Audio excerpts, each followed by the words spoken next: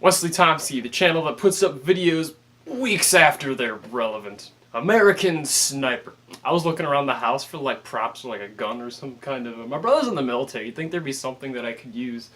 The only thing I found was a real live gun. Why are there boxes over there? They're covering up holes in the wall. Why don't you just film in the same spot that didn't have holes in the wall? I like variety. I don't want everything to be the same. It'll be the same for the next 6 videos. That's what I do. I film them all at once and then I'll release them periodically. American Sniper is directed by Clint Eastwood. It stars Bradley Cooper. And it's based on the real-life story of a Navy SEAL, Chris Kyle. He's the American Sniper with the most confirmed kills. He's got like 150, 160. And he's not the most kills in the world, but the most American sniper kills. So I was really excited for this movie. Like, you watch the first trailer, you're like, this is gonna be intense. Now, I've heard that this doesn't really follow the tone of the book or even really capture the true nature of Chris Kyle. And, like, it sounds like in real life he was kind of an asshole, and then in the movie he's the super patriotic, like, I'm gonna go save America, kill those terrorists kind of guy. And I guess that's fine. I mean, he's well acted by Bradley Cooper. He's not one-dimensional by any means. There's all kinds of things going on. He's got post-traumatic stress disorder. That shows up, and that's dealt with, I think, very well. I'll get to that later. But that doesn't matter as much to someone like me. Like, dedication to source material, I could not care less about. So Chris Kyle's this Texas guy, and he's like doing all kind of cliche Texas stereotype things in his life, and then he sees 9/11 happen live on screen. He's like, I want to go kill the guys responsible for that. So he joins the Navy SEALs. And he's a super like, yes sir, no sir, very polite military guy. And I saw reviews and heard it's a biopic, so those can either be interesting or really boring. Last time Clint Eastwood made a biopic, it was a little both. I don't know if you've seen J. Edgar. It is a good movie. I would recommend it.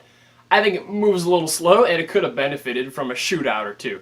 But it's still a fascinating film, very well acted by Leonardo DiCaprio. Should have got at least nominated for an Oscar for that, and that's a crime that he didn't. And this movie, like, it got nominated for Best Picture, and I'm like, uh-oh, that's not a good sign. I was worried that this might be some really, like, long, just boring look at his life, and it might beat us over the head with this post-traumatic stress disorder thing. Oh, look, he's struggling. You have to feel bad for him. That's why I didn't see these movies. I hate feeling bad for people. At least in movies, anyway. Mark my words. One of these 3 will get Best Picture.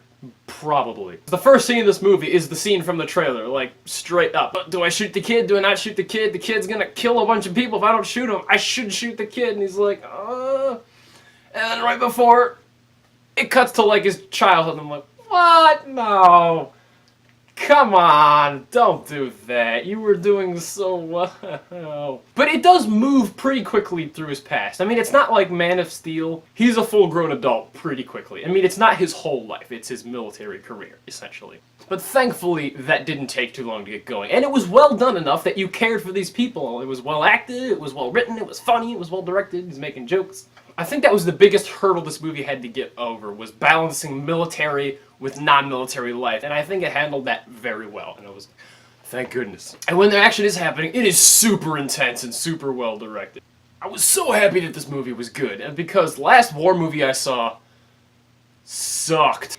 And I really like how, like, it'll show a tour, it says like tour 1, and it'll be like 15, 20 minutes him on tour, some military stuff happening, and that's all cool, that's good, that's very entertaining. And then there'll be a short scene with him at home, and you see he's getting further and further away from his wife because he's killing this many people, and it takes a toll on him. And like I said, it doesn't beat you over the head with this. Like, he's in an auto shop, and he hears a drill, and he just goes like... And that'll be the end of it. It doesn't, it lets the audience figure out. It's like, oh, like, it doesn't like then show flashbacks and you hear sound, it's like, It's very, very realistically done and well acted by him. And Sienna Miller, I think, is the other chick. It's his wife. There's also a really good scene where he's on the phone with his wife, and while he's in Iraq, and just a firefight breaks out while he's on the phone, and he drops the phone, and his wife is just hearing everything, and she just breaks down in the middle of the street, and I'm like, oh my goodness, how horrible that must be. Right away, this guy gets a lot of attention. He's the legend, that's what they call him. He's a super sniper. He's like plugging people, and he's amazing at it. And something else that's really cool is he's building like this vendetta Like there's this nemesis Iraqi sniper who's killed a lot of U.S. soldiers, and he's killed a lot of their soldiers, and they're like hunting each other, and that's a really cool element. Because you know he's like an Iraqi Muslim, and he's dressed in all these like clothes that kind of flutter in the wind, and he's like Assassin's Creeding over buildings. That was cool. But yeah, this movie looks beautiful. It's really well shot, really well directed, really well edited. It was never boring.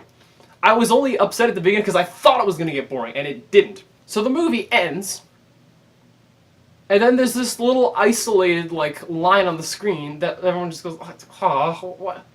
And you're like, why was that just tacked on at the end? Why didn't they film that and put it in the movie? That was really weird, but yeah. You're really, really rooting for Bradley Cooper.